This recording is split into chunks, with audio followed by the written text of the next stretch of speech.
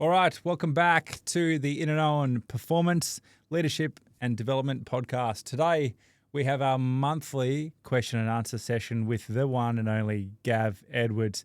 Now, Gav's appeared on this podcast a few times. He's one of my good friends, one of my most trusted advisors and mentors for me in my life, a strong leader with phenomenal backing from his team and gets a lot out of people. So today, I look forward to sharing some of the questions that you've sent in. I'm going to read them out. And every month, this is going to be a session that we're going to use to help you specifically grow and develop on the areas that you want to focus on so that we can talk about, give you some real life examples, show you some practical examples, what you can go and how you can approach these problems for yourself. And hopefully this adds heaps of value. So we're going to get straight into it. Gav, welcome back. Thanks for having me, Mike. No worries, mate. Good to be here. We're going to talk two questions today. One's on performance and accountability, so people leadership. One's on performance under pressure. And the third, I have a question that I'd love you to share with the team. And I'm going to spring this on you, and it's around personal recovery and how it relates to work and being the most efficient version of yourself. Start off today, though. I asked a performing under pressure question because a lot of the work that we do within an own is managing your consistency under pressure. It's delivering and designing a team that is more consistent when the real hard times hit, so that you don't get a team of 1 and 2 out of 10 performers. You get a team that their worst performance is a 6 out of 10. And so the question that's been written in is, when leaders are under pressure, their behaviour sets the tone for the whole team. What have you seen that strong leaders do to stay calm, confident, and consistent when things aren't going to plan? So, again, thanks for the question. Look, I think the most important thing I look for in a leader is the consistent behaviour. Seeing a leader, I guess, go up and down with their outputs depending on any given situation can be unnerving, I guess, for the team, because they don't know how the leader's going to respond. Yep. We know that, and I have seen it, some leaders, they try and invoke pressure for the teams to do better. They try and use a bit of a stick scenario where they'll say, we got a big boss come in, corporate have asked for X, Y, Z. We got trucks to get out by tomorrow. You all need to stay back and do this. It's like, what did they do to triage this as the problem was unfolding, essentially? And what have they failed in, their structure of routines to get to that space? Naturally, things do crop up where, you have an urgent activity to manage within a time frame. So what I've seen work well is a level head and clearly calling out what the problem is. Yeah. Because more often than not, a leader will come in and say, we've got a big problem, I'm getting the monkey off my back, and it's your problem now. You got to deliver to me by this time. That's not leading. It's delegating to a certain extent, but it's not helping people. They're going to feel under pressure. They sometimes make poor decisions. It can impact safety significantly if you've got a leader that doesn't value safety first, right, and then give you a clear path to success. So share with the team what the real problem is and the goal and the time frame. Ask them, is it achievable? Get your feedback. If they don't know the answer, give them time to go and find out the answer and accept there will be unknowns right now. You're not going to know everything straight away, especially if it's a mechanical breakdown. You're flying parts across the world. You need certain engineers that you can't get hold of right now. Those things are going to take time. Yep. But as a boss, you have to carry that on your shoulders. Yep. And you have to communicate up the chain that, how long a piece of string is going to be, despite people wanting answers ASAP. So one of your strengths and why I liked this question and is that when the pressure kicks in, and I'm not talking about pressure, like everyone has their own definition of what a high pressure moment is for them, right? Like, and you see this in your teams, at family, at home. My kids have different responses to pressure. Their resilience is different. They're raised in the same house. But your response to pressure, Gav, over the years of your leadership has, for me, you're very calm under pressure. You're very, I don't know if you're under the duck legs under the water analogy, right? Yeah. But you come across as very calm.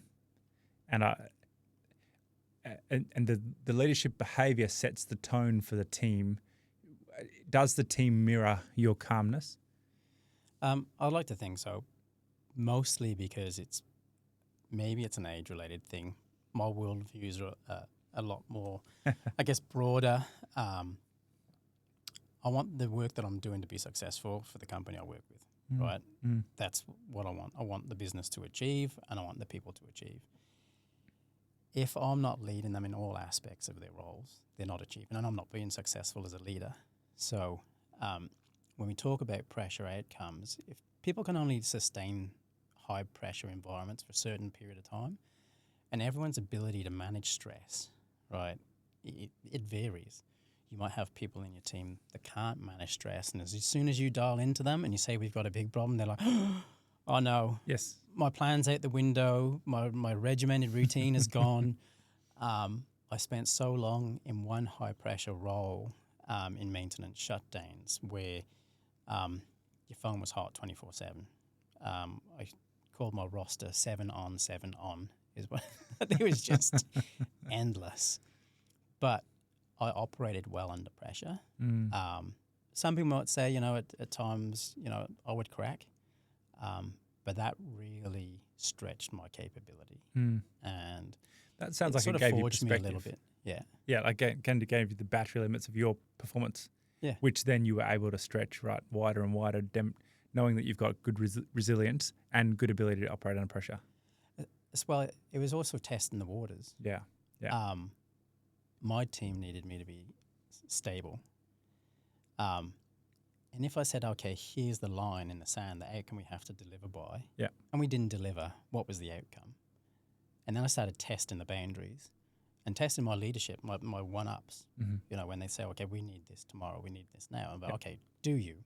Yeah. What's the safest outcome for the business right now? And the safest and best outcome for our people? Does that mean someone's going to be working, 2 shifts straight? Are they getting the breaks? All of these things, like we got to put our money where our mouth is. We're going to look after the team first. We're going to make sure they're set up for the job properly, right tools, equipment, they're managing fatigue, etc. Let's give ourselves time to do things properly so the outcome is sustainable. And after you're doing that every week, and there's always a problem. There's always the next problem. As you start putting things into a lot more broader perspective and prioritizing your work accordingly and your emotional investment and response to those problems. Yeah, there's lots of lines of inquiry here, right? So first one for me right now is there's confidence in your ability to manage the situation because you've got evidence. And confidence, the psychology of confidence it's built on evidence. And we can go up and down with that. We can lose confidence and we can get more confidence, but to get more confidence, you need more evidence. You can't just say, I'm going to be confident and then walk in the room and deliver. It's got to be, and that's only that's motivation, by the way. That's not confidence. Confidence is built on evidence. So I've got to go find examples of when I've delivered in this circumstance or similar that give me the ability to come into this room with great self-efficacy, the trust in myself to go and deliver high-quality work and rely on that and then go and deliver. And we see athletes who do that before running onto pitches, those who smack each other around the heads to fire up for a game. That's just inspiration and motivation. That's not really built on confidence. Anyway, I just wanted to share that link back to theory. And I just came up because I do remember one time I was managing a really high stress situation in West Africa, and we had these contractors. I've shared this story before, and it's super emotional story where we were living in a community where there was 50 expatriates in a town of 50,000 local Gabonese people, and there were multiple mining companies, exploration companies from France and Australia and around the world, right? And this other company had been drinking and playing golf all day, and this was a Sunday, and we were in the office living with a bunch of people. We were having a barbecue or something, and suddenly it just went chaotic, and there was a whole community at our gate trying to break the fence down and get into the office, and they just wanted to get retribution for something that had happened. And ultimately we found out that some guys had come back from the golf course. They were absolutely drunk, had a car crash, rolled their car, landed on a group of kids and killed some children who were playing on the side of the road. And my role, I was in charge of the health, safety, community and emergency services group. So now my job was, how do I extricate people off this building? How do I land a helicopter on top of this roof? They're breaking that gate down. Who do I need to get involved to come and talk this crowd down and give me time to get anyone who meets the description of the person who was in that car? Meanwhile, those guys had already given themselves up to authorities and locked themselves in jail because they knew they were going to get into some serious trouble if they didn't. You know what it's like. Retribution in those communities means death. Yep. But I remember that. I'll never forget that. I never forget the fear. My wife was in that team. She was with me in charge of HR. So we're on that leadership team managing the emergency response. And I'll never forget the feeling of like panic and look in everyone's faces as they're like, whoa, if they get into this building, we're in trouble here. Yep. But I just remember the calmness that just comes over you, like that, well, we can't do anything about what's happened. We now need to stop that flow, increase that flow, get off this building somehow. And we had done the prep work. We had done the management and preparation of landing a helicopter. We knew it was capable. We knew we had the phone call contacts. We paid the retainer. So it's possible. There's the confidence now building into the evidence building into my confidence. But the reason why I share that is I know that you have been involved in some serious and significant incidents over time. And I know that you've sat on emergency management teams, managing cyclone preparations for some of the biggest ports and facilities in the world as we stare down the barrel of a Tropical 5 cyclone, ripping this port facility apart, causing multi-millions of dollars of damage. And you've been instrumental of keeping that in check, right? How much do you think those lead into the way that has set the tone of you as a leader now? Well, not too dissimilar to where I am now. I'm not the expert. And whether it was a maintenance breakdown or a cyclone event, the ability to coordinate and connect with the person who was solving the problem, I needed to give them space to solve and make sure that they weren't being impacted by other people making phone calls to them, and taking other things away from them. I just want you to do this. Tell me what you need. Yeah. Then go into the next group of people. I want you to do this. Tell me what you need to make that happen, and let me coordinate these outcomes. Because, again, I wasn't, an engineer to give the right answer, but I could find the right answers and I could let the people do their work to the right level that they needed to do that. And it's very similar with the team I have now. I'm not the expert. We have a team of experts, and I need to keep them motivated, within the job that they have right now, and making sure that they're using everything in their power to apply it into us and systemize things and make things long-term and stable. But I guess the response to the question is I don't have everything, but I can coordinate and provide consistency and the human connection, and then I can relay the information accordingly. Yeah. It's the extension to this. So there's a great quote that pressure doesn't teach us how to be better leaders. It reveals our leadership style more with more openness and clarity. It reveals who we actually really are. What are your thoughts on that? Look, I've got it wrong. Like early on in the career, I'm in this role, I'm carrying the can, you'll do as I say type scenario. Yeah. Because those behaviours can come out pretty quick. Yeah. And I've seen it in other younger leaders. It certainly is something that I learned very quick was not helpful in any way.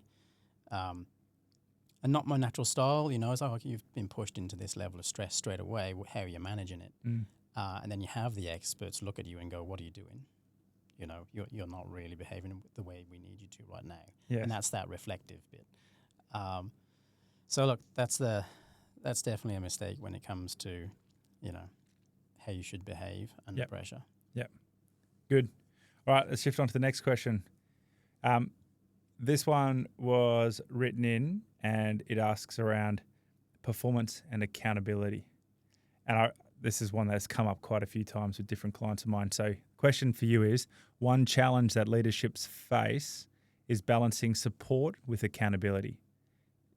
Respecting your team and holding them accountable. But in your experience, Gav, how do you inspire and motivate your team while still holding them accountable, holding clear standards for performance? Well, it's showing up. So, and what I mean by that is that when you do have your sessions, is you're consistent and you're communicating with that clarity around your objectives and what people need to deliver on. Mm-hmm. If people don't meet their objectives, there has to be not necessarily a consequence, but you've got to go and inquire, why haven't we achieved something as a team right now? Mm. And if it's an individual, yet the rest of the team are achieving, is how do you motivate that person and find out the issues and the roadblocks there were to achieving their goals? Mm. Whether that's over a week or a quarter or 6 months, right? You need checks and balances in place to help them along their way, right? You can trust and verify. I think that's a good old adage. Right. To say, okay, here's your outputs. I'll just going to touch base with you when I need to. Yep. Okay, and you'll deliver on these results, and it's all in a central data space for us to work towards. But there needs to be an outcome when it comes to performance management. Mm. Early in my career, I thought everyone just knew what they had to do when I was a leader because they've been in the team longer than I have. That resulted in me having to do lots of performance management. I had a great boss at the time as well that was like, hey, these people aren't performing. What are you doing? Here's an operational discipline guideline, which means you must use it in this manner. Mm-hmm. As well, hey, I can't have a team of 12 people underperforming because their output is a loss of hundreds of millions of dollars. So they need to perform. And if they're not, I need to be doing something to improve their performance, okay, and correct it where I can. And if necessarily, take, measures to move people out of the business, And at the same time, once you start being very clear with that, it's like, I have an obligation, right, there to you as a person, your development plans, also to our stakeholders, the business itself, to my leaders. I'm going to make sure I do everything within the realms of my role, and myself as a person as well, to make sure you're doing your work. But if you're not doing your work, there will be a process that I will follow to a T to help you along and help you achieve. Or help you exit. Yeah. Essentially. Well, yeah, it's important. But I think that the ticker is that early on in my leadership career, I did have to exit out of a business, say a dozen people within a short amount of time frame. And since then, it's got less and less because I've got to a space of making a connection with people earlier. Yeah. And people will self-select if they don't think they can meet your standards early. Okay, and it doesn't mean that you have to be a tyrant by any stretch. Right. Especially when you've got a team with, 99% of them are achieving and giving great results and they feel part of a winning team. So as a result, I haven't had to be in a disciplinary conversation for some time. I've participated in other leaders' disciplinary conversations. I've helped other leaders run their disciplinary, I coach other leaders on how to run that process. But for a very long time, I haven't had to use it. It's a really important point. Again, lots of lines of inquiry into this one, mate, because just as you were talking, I was like, there's a difference between being liked and being respected as a leader. And I fear too often people are really, really struggling to be liked. And this comes from, generally speaking, right, this comes from a want for someone to say, good job, you're doing well as a leader. Yep. Especially if you're new to the game. Like if you're trying to scale a business, you're growing your team and you're like, how do I really do this sort of thing? People are really, they're really biased towards, I need to be liked as a leader rather than respected. And Paul Roos, I went and watched him speak in Sydney and he described culture, and I've held on to this for a long time. So Paul Roos said, culture are the things that you challenge and the things that you accept. And if you're not challenging them, then you're accepting them. And under the veil of I want to be more liked, I'm not challenging this behavior that's not acceptable against our values, this performance that's not aligned to the metrics of our success and drift over time will be significant if I don't address it now. Yep. And this is why we end up with people with 25-year careers who just keep getting shuffled amongst different teams and never held accountable. I can't stand that. No. But on the flip side of this, I've given this feedback to someone before and then I've watched them overplay the next side, right? And you might have examples of this where they've then gone, well, I need to challenge. If I don't accept, I'm just going to challenge. And then I get feedback from their team in a 360 a couple months later that who's this tyrant? They've gone way too hard. It's the same as an athlete who you tell, I need you to hit the ball harder, and then they give away lots of penalties because they overplay the next hand, right? Yeah, It's a really important balance. it's clearly visible if I sit down around a board table with 15 other leaders and the way they interact with me, I know exactly how they lead their team. And are they leading them with enough care to get the most out of them? And do they have high turnover? Do they have high absenteeism? I ask little questions how their teams are going, and straight away I know that's an output of how they're being led. Perfect. From the likability piece or respected piece, I'm sure there's plenty of people out there that know me and going, oh my God, didn't like Gav or respect him. And then there'll be people who think, yeah, soul to the earth on both ways. But it's now it's not that I'm less concerned around being liked. I think if I'm providing value to a person professionally and personally, is that they will get on board with our working relationship, and we'll be able to work together and continue to work together, and it's a win-win. It can't be that I win at your expense by you having high output, working 60 hours a week, and then me saying, yeah, look, we're doing a great job, team, and taking those wins. For me, I want the team to take the wins, and I'll just keep coordinating in the background. It's a really, really important point. It's a really important point. I love it, man. So question, where would you say that my follow-up question, where would you say most leaders get this wrong, most commonly get this wrong? First-time leaders, pressure. Yep. I think when people step into leadership roles, they put a lot of internalized pressure on themselves, and their ability and or experience of when they've gone into that, including what's happened in their life to shape them, they could take the office, to the home and be very punitive with the way that they manage their people. And as an example, when COVID first hit, I know one leader had to dial in every morning 6 a.m. and then one at 2 p.m., to make sure everyone did what he'd asked them to do at the same time. And I was like, I'm not doing that every day. Yeah. That's wasting my time. I know what they're doing because I can just look in the system if I need to, but I'll worry about my output next week when they deliver on that. That's trust, right? Yeah. Yeah. It takes up brain capacity. If you're distrusting, you're worrying, and you're wasting energy. Just put a plan in parenting, place. it's kids, it's everything, isn't it? Yeah. Now, you mentioned before we were just chatting about pressure, and I really want this podcast to help people understand that I'm learning more and more, guiding more and more people and teams, that pressure is the key factor.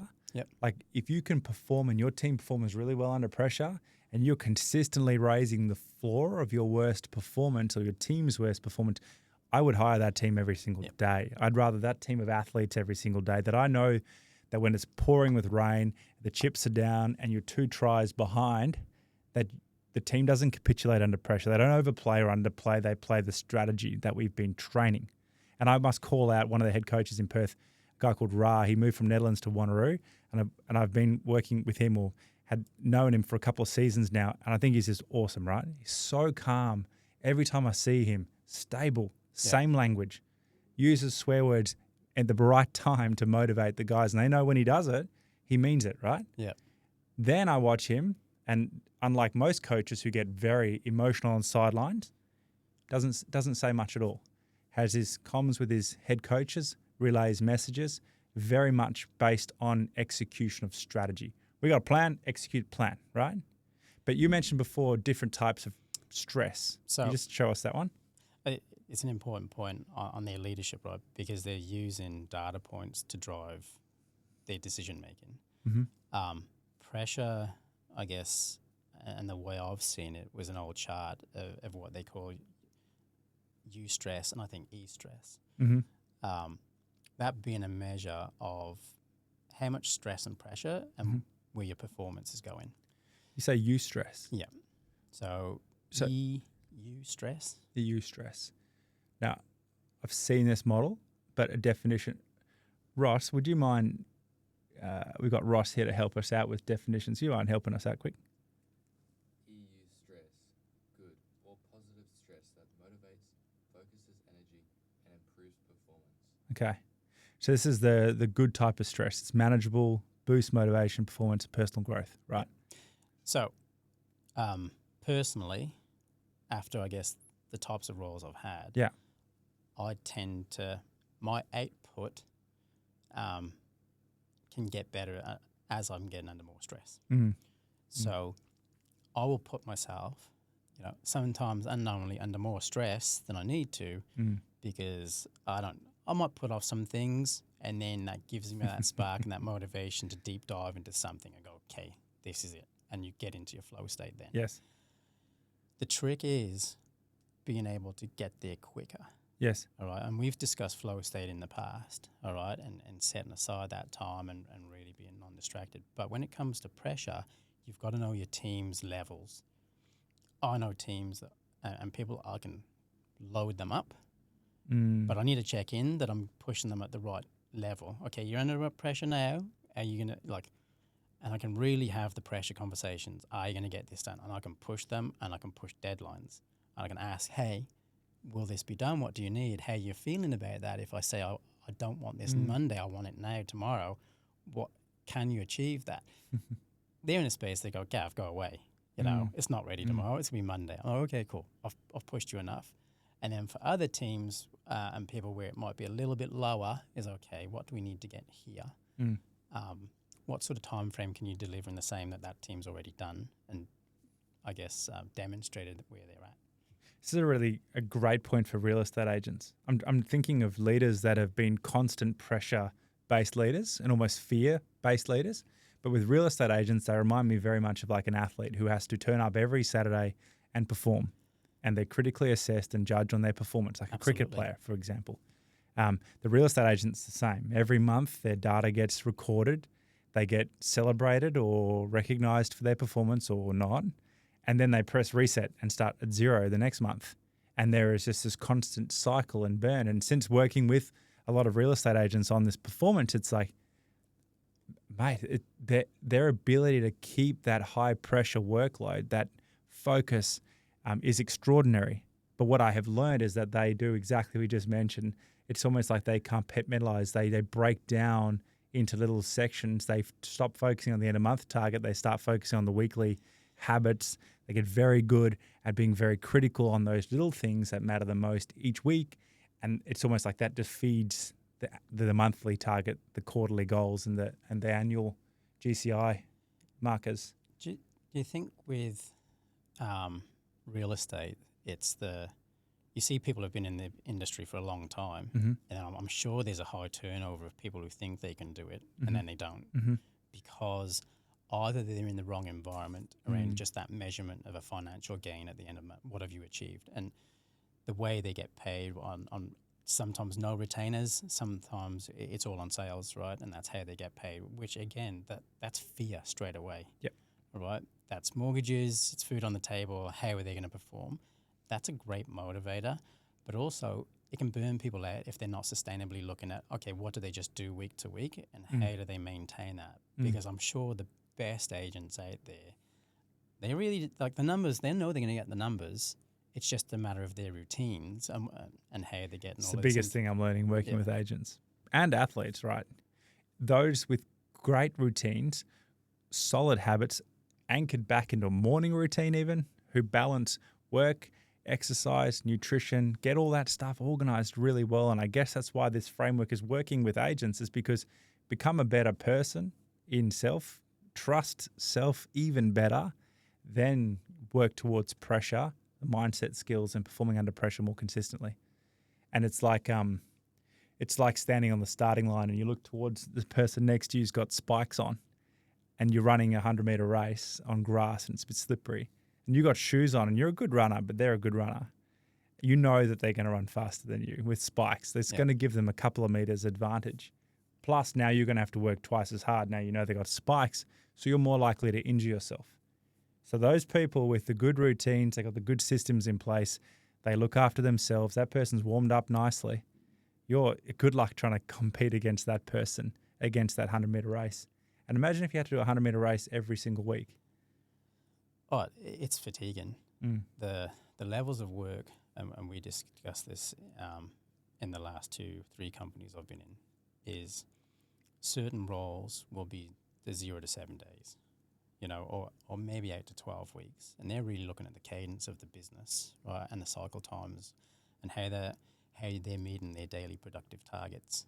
And those roles can be, you get instant feedback on how you're performing. The roles in the next level up, that you're 12 months, 8 to 5 years. And you're really trying to set the tone for the business. Yeah. Don't get the feedback. Yeah.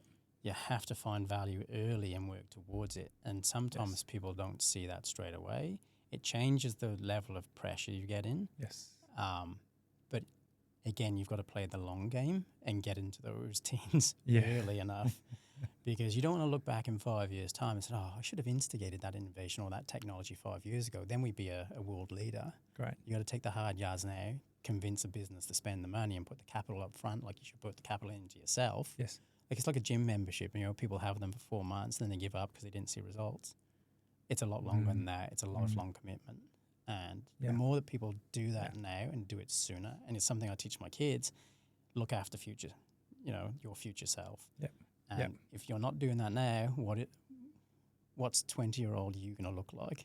Spot on. And they don't get it because it's not instant, It's not instant. No. Mate, very good. Right, last question. We'll keep this one short. You focus a lot of time and effort on recovery. And this is a question from me to you to share, because I know people don't know this much about you, but you ice bath, you sauna, you do a lot of sauna time for your body. You've had some significant injuries over time and you nurse a bad back and all this sort of stuff, but you maintain it really well. You surf often and you keep very fit and healthy. Give us a couple-minute overview of your routine and what you think are the critical few things that you do to keep yourself healthy in the mind and in the body. Okay, so what looks good? Self-discipline to do the work before you fail. So to do the morning stretches, eat healthy, healthy mind, healthy body. Now, I can be my own worst enemy, because we all live both sides of the coin. But I think you balance that well. Like you don't overindulge in the bad stuff, and you recognize when it's awareness. For me, I know if I'm not performing at my best. I know I do like to sauna a few times a week, just as a simple recovery. Mainly for when I've had injuries in the past, like I couldn't go running, I couldn't do anything, I couldn't heavy lift, I couldn't do anything like that at all, as I wanted to go and suffer in a sauna and feel like I was getting a bit of a workout, and that's what started my habit about 4 years ago. The injuries, you're right, I used to cycle a lot, my back can't handle it anymore. I've been told I can't run again with my knees and no cartilage. It is very... It plays on your mind. So you have to look at other alternatives. You really do have to, I think Pilates is a great avenue for that. I've probably been a little dip out of that recently because I know I'm going to be better. Everyone I know who has a great routine hits the gym 3 days a week, they recover, they stretch, they get up in the morning and they do this. The do as I say, not as I do activity comes in. And again, when if you're not looking after yourself. But the recovery piece for me, definitely mentally, sauna, walking, beach time with a dog as well, just to switch off. Like no devices. It's the great thing about the sauna as well. I don't take a phone in. I don't listen to a podcast. I sit and I suffer in silence. Yeah. That to me is my bit of time away. Yeah. Yeah. But I'm thinking as you're talking, like what is...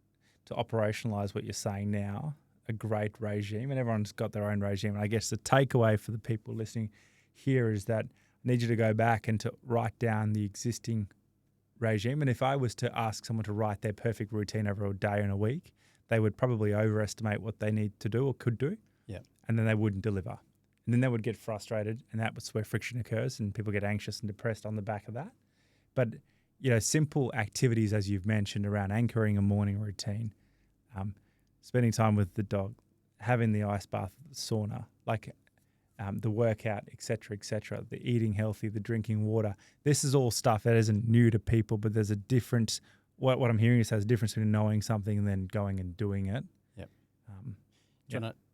My one tip that I know, if I haven't been looking after myself, The moment I sit down to put my socks on, Mm. I know I haven't been looking after myself.